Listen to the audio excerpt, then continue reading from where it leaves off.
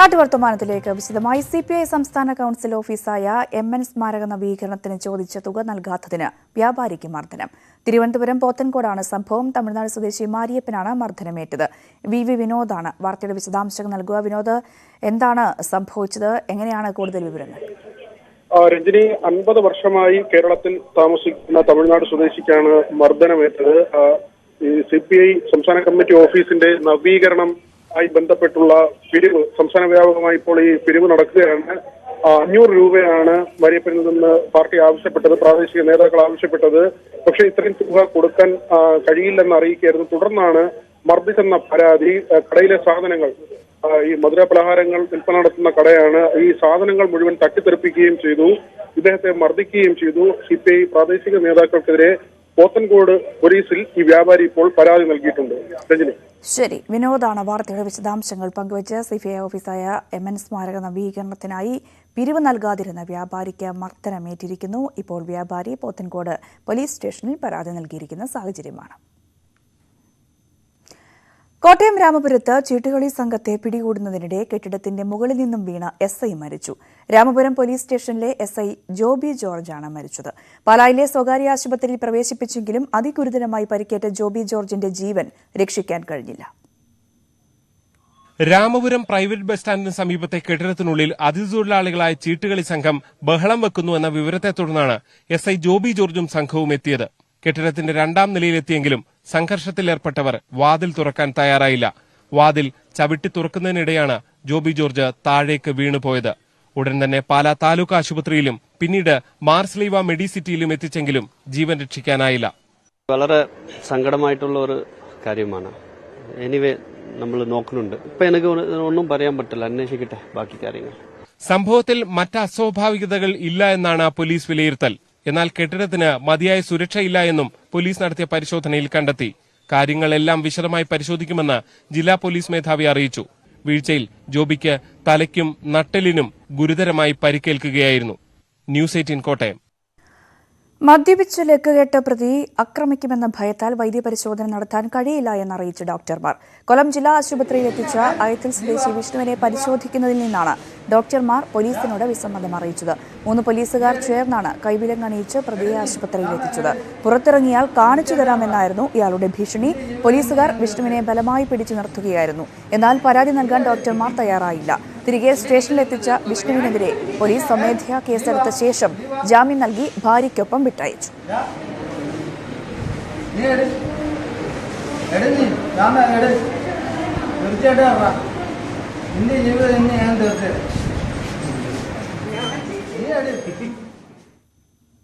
മലപ്പുറം തിരൂരങ്ങാടി താലൂക്ക് ആശുപത്രിയിൽ വൈദ്യപരിശോധനയ്ക്കെത്തിച്ച പ്രതി പരാക്രമം കാണിച്ചതിന്റെ ദൃശ്യങ്ങൾ പുറത്ത്. ചേലാമ്പ്ര പുത്തൻപുരയ്ക്കൽ റഫീഖാണ് കഴിഞ്ഞ വെള്ളിയാഴ്ച തിരൂരങ്ങാടി ആശുപത്രിയിൽ ബഹളം വെച്ചത്.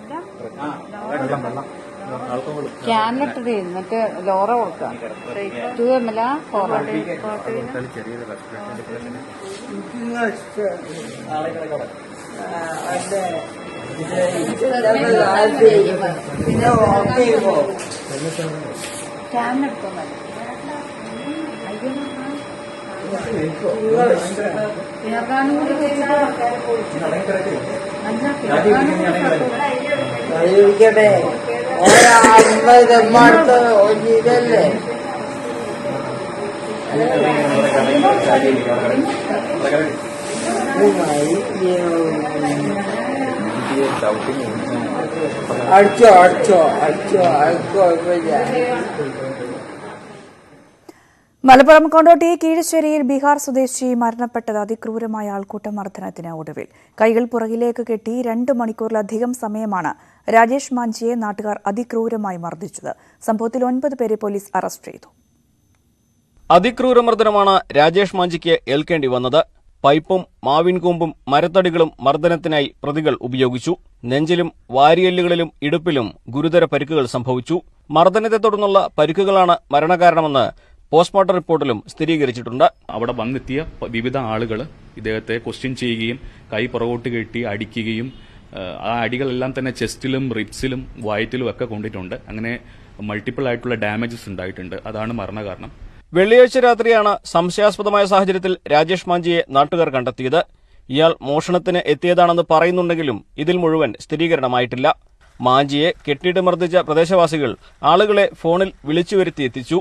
2 മണിക്കൂറിന് ശേഷമാണ് ഇക്കാര്യം സ്ഥലത്തെ ഒരു പൊതുപ്രവർത്തകനെ അറിയിക്കുന്നതും തുടർന്ന് പോലീസ് എത്തുന്നതും. ആംബുലൻസിൽ രാജേഷ് മാഞ്ചിയെ ആശുപത്രിയിൽ എത്തിച്ചെങ്കിലും മരണം സ്ഥിരീകരിച്ചു. ഇത് മർഡർ കേസാണ്. PM-ന്റെ നിന്ന് ഡോക്ടറുടെ ഒപ്പീനിയൻ നിന്നതാണ് നമുക്ക് മനസ്സിലാകുന്നത്.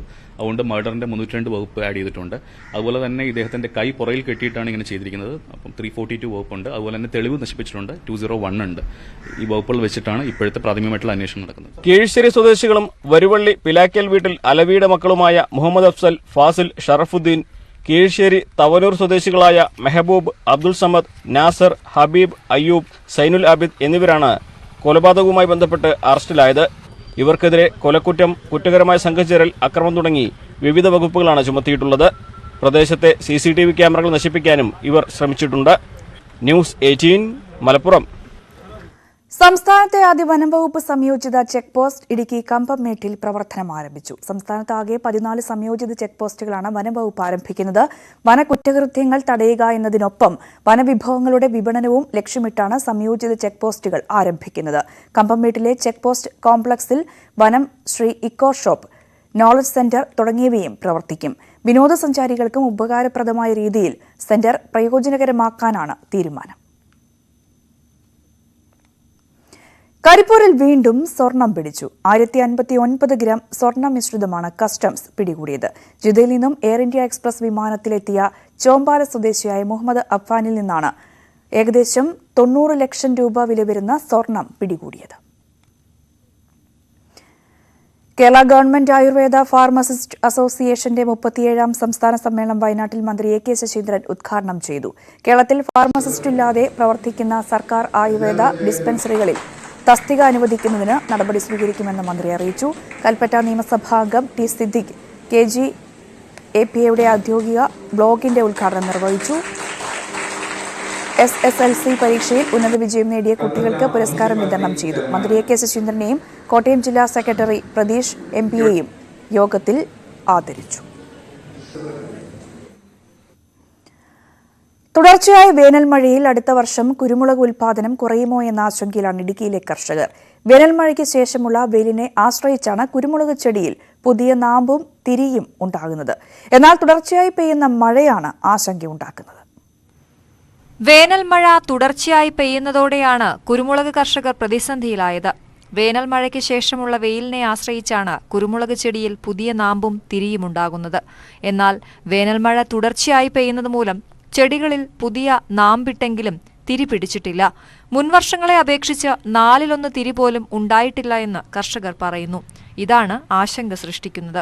ഈ തുടർച്ചയായിട്ട് മഴ പെയ്യുന്നതുകൊണ്ട് അടുത്ത വർഷത്തെ ഉൽപ്പാദനത്തിൽ സാരമായി ബാധിക്കുമെന്നാണ് പൊതുവെ കുരുമുളക് കൃഷിക്കാർക്കും മറ്റ് കൃഷിയായിട്ട് ബന്ധപ്പെട്ട ആൾക്കാർക്ക് പറയാനുള്ളത്. എന്ന് വെച്ചാൽ തുടർച്ചയായിട്ട് മഴ പെയ്തു കഴിഞ്ഞാൽ ഇല മാത്രമായിട്ട് ഇങ്ങ് വന്നിട്ട് കൊടിയേക്കാനുള്ള ഊറ്റുമായിട്ട് നിൽക്കുന്നതല്ലാതെ ചരടിടുന്നു. ഇപ്പം സാധാരണ ചരടിട്ടുന്ന ചില കൊടികളിലൊക്കെ നോക്കിക്കഴിഞ്ഞാൽ എല്ലാ ഇലകളിലൊന്നും ചരട് വരുന്നൊരു കണ്ടീഷനല്ല.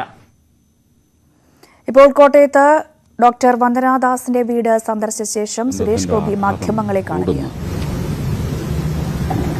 അറിയത്തില്ല, സമൂഹം സ്വയം എനിക്ക് തോന്നുന്നു ഒരുപാട് തിരുത്തേണ്ടിയിരിക്കുന്നു. ഒരു ഹ്യൂമൻ പാർട്ടിസിപ്പേഷൻ എന്ന് ഞാൻ പറഞ്ഞിരുന്നു കൊച്ചു കുട്ടികളോട്. ആ തരത്തിൽ എല്ലാവരും കവചമൊരുക്കണം. ഉൽപ്പന്നങ്ങളുടെയൊക്കെ വരവും അതെങ്ങനെയാണ് നമ്മുടെ മനോഘടനയെ മാറ്റുന്നതെന്നും. പക്ഷെ അതൊന്നും ഒരു ന്യായീകരണമല്ല. എനിക്ക് തോന്നുന്നു നമ്മൾ ഉപയോഗിക്കുന്ന ഉൽപ്പന്നങ്ങളുടെ എല്ലാം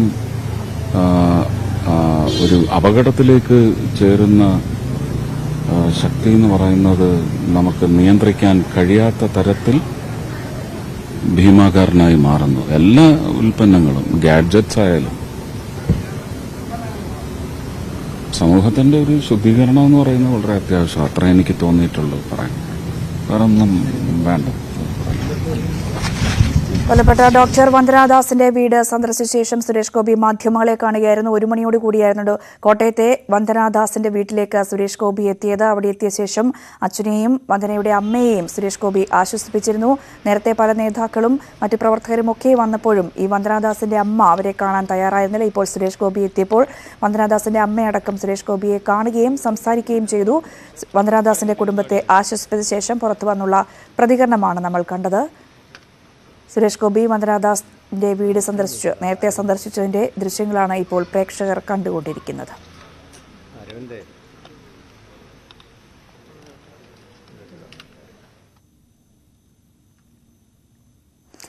മറ്റു വാർത്തകളിലേക്ക് വരികയാണെങ്കിൽ ഇടുക്കി മാട്ടുപ്പെട്ടിയിൽ കുട്ടിയാൻ ആവശ്യനിലയിൽ ബോട്ടിംഗ് സെന്ററിന് സമീപത്താണ് ജീവനക്കാർ ആനയെ ആവശ്യനിലയിൽ കണ്ടെത്തിയത്. 20 ദിവസമായി ജലാശയത്തിന് സമീപത്ത് നിൽക്കുന്ന ആനയെ കുറിച്ച് വിവരങ്ങൾ കൈമാറിയെങ്കിലും വനപാലകർ എത്തിയില്ല എന്നാണ് നാട്ടുകാർ പറയുന്നത്. 1 മാസം മുൻപാണ് കൂട്ടമായി കാട്ടാനകൾ മാട്ടുപ്പെട്ടി ജലാശയത്തിലെത്തിയത്. ഇതിൽ നിന്നും വേർപെട്ട കുട്ടിയാന സമീപത്തെ കാട്ടിൽ നിലയുറപ്പിച്ചിരുന്നു. ഈ കുട്ടിയാനയാണ് ജലാശയത്തിൽ ബോട്ടിംഗ് ജീവനക്കാർ ആവശ്യനിലയിൽ കണ്ടെത്തിയത്.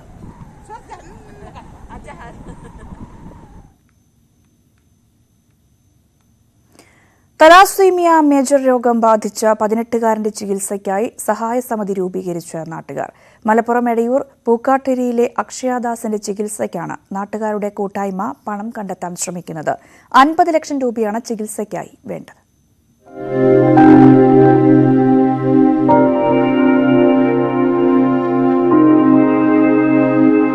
എടയൂർ പഞ്ചായത്തിലെ പൂക്കാട്ടേരി 8ാം വാർഡിൽ താമസിക്കുന്ന അക്ഷയദാസ് എന്ന 18-കാരൻ തലസീമിയ മേജർ എന്ന അസുഖത്തിൽ ചികിത്സയിൽ കഴിയുകയാണ്.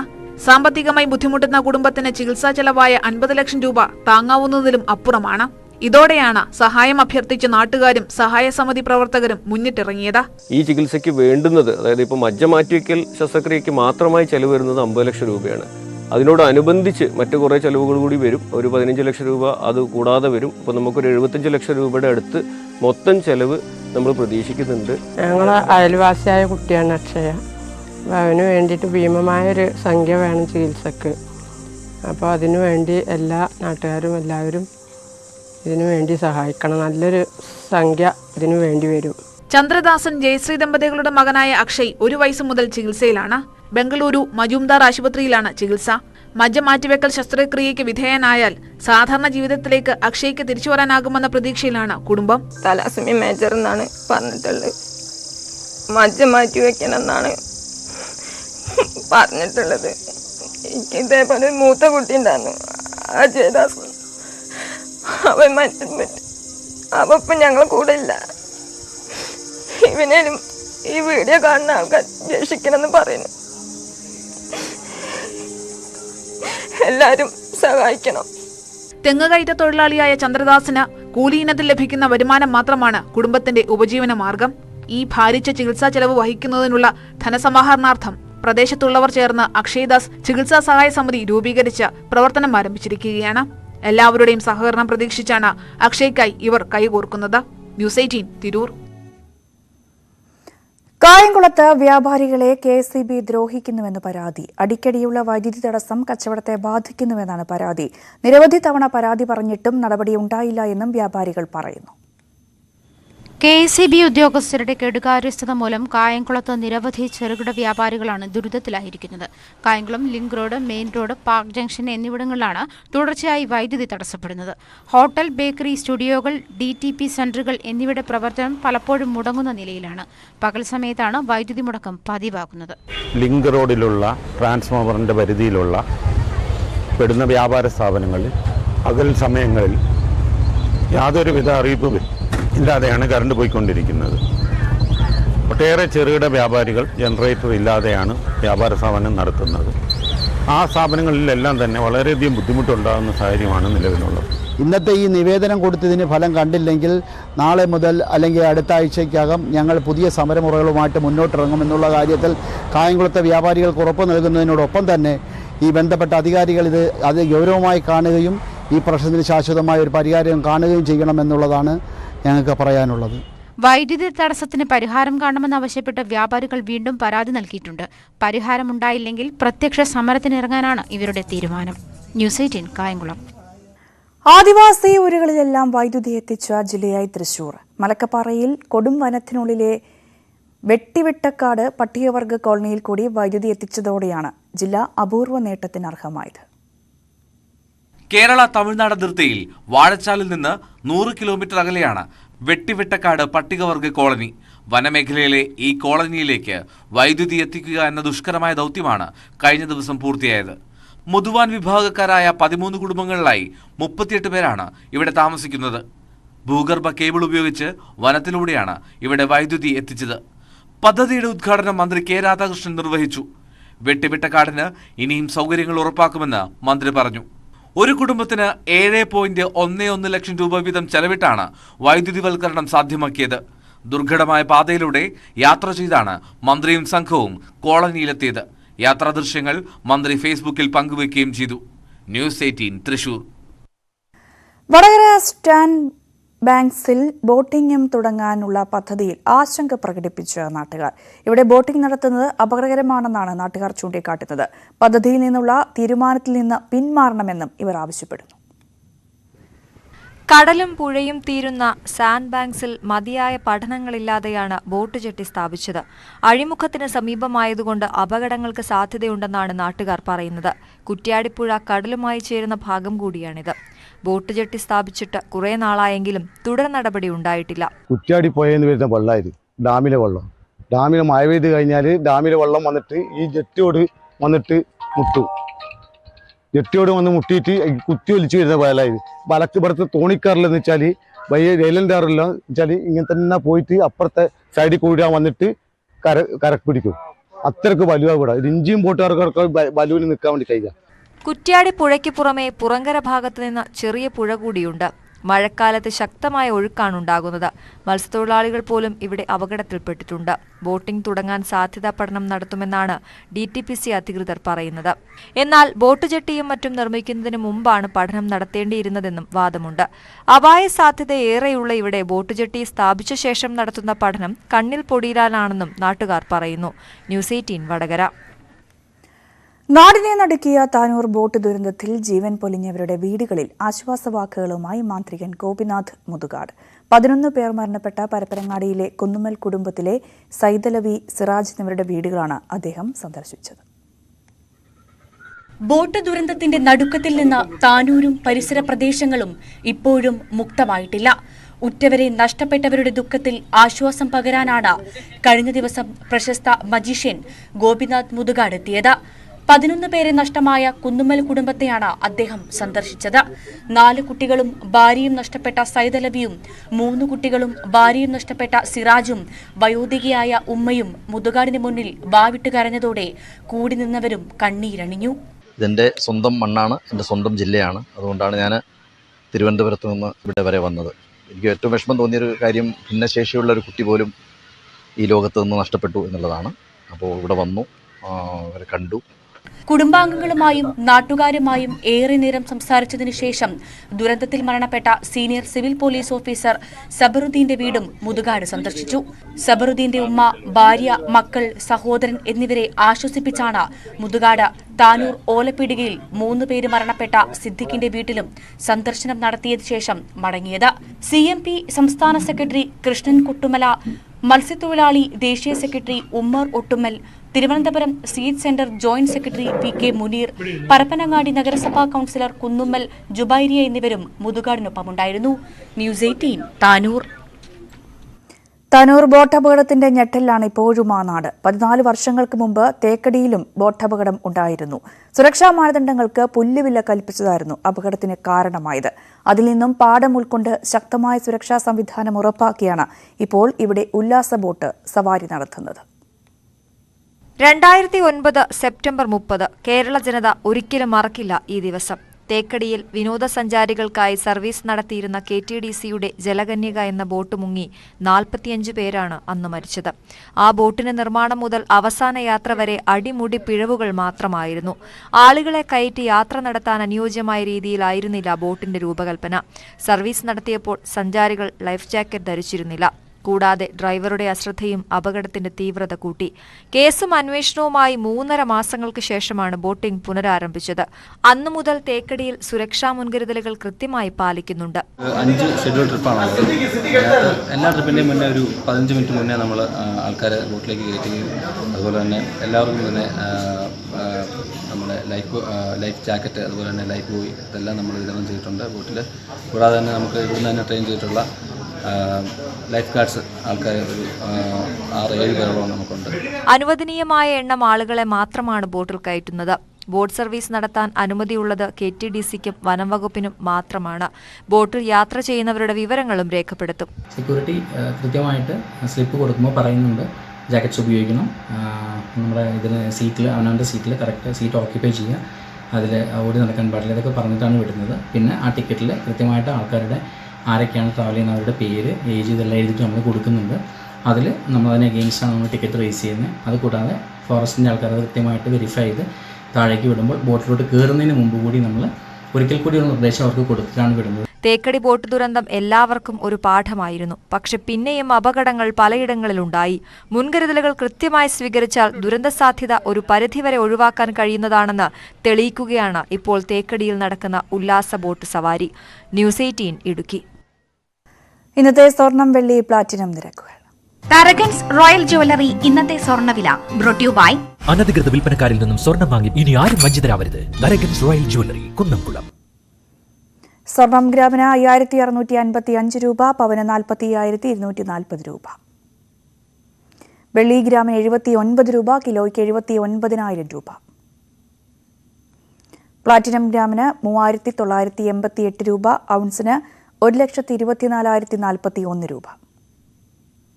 തരകൻസ് റോയൽ ജ്വല്ലറി ഇന്നത്തെ സ്വർണ്ണവില ബ്രോട്ട് യു ബൈ അനധികൃത വിൽപ്പനക്കാരിൽ നിന്നും സ്വർണം വാങ്ങി ഇനി ആരും വഞ്ചിതരാവരുത്. Tharakans royal jewellery Kunnamkulam.